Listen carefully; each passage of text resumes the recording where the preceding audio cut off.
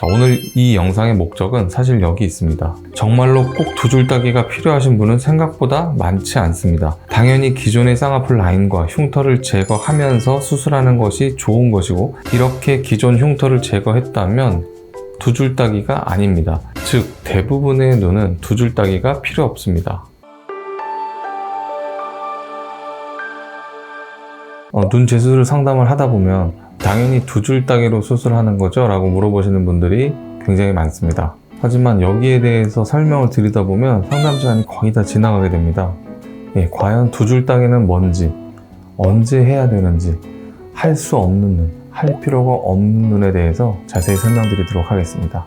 눈 재수술을 할 때 이전에 쌍꺼풀 수술을 받은 이력이 있다면 당연히 기존의 그 절개 흉터가 남아있을 겁니다.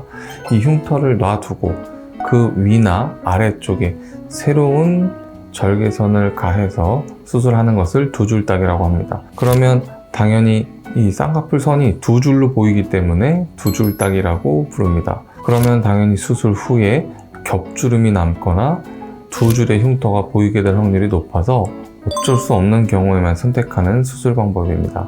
자, 그럼 두 줄 따기를 해야만 하는 눈은 어떤 눈일까요? 피부를 전혀 제거할 수 없을 정도로 피부 여유가 없는 눈입니다. 짧은 기간 안에 절개를 여러 번 해서 여분의 피부가 전혀 없거나 잘 감기지도 않는 눈에서 쌍꺼풀이 풀렸거나 겹주름이 심하거나 라인에 변화를 줘야 해서 절개를 해야 하는 상황이라면 어쩔 수 없이 두 줄 따기를 해야 합니다.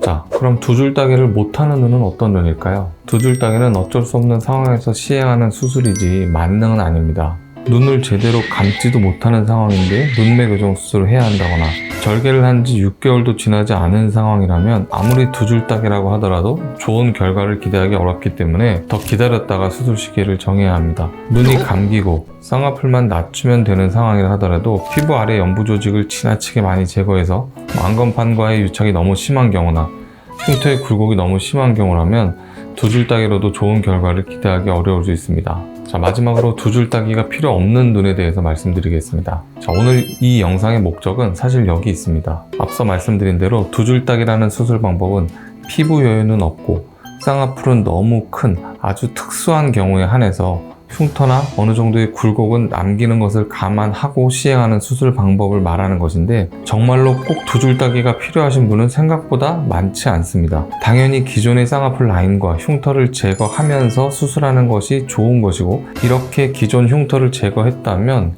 두 줄 따기가 아닙니다. 즉, 대부분의 눈은 두 줄 따기가 필요 없습니다.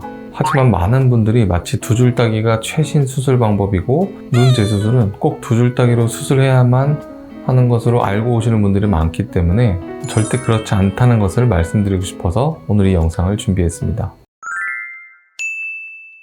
오늘 두 줄 따기에 대해서 말씀드린 이 영상이 도움이 되셨다면 구독과 좋아요 부탁드리고, 궁금하신 점은 댓글 남겨주시면 제가 댓글 남겨드리도록 하겠습니다.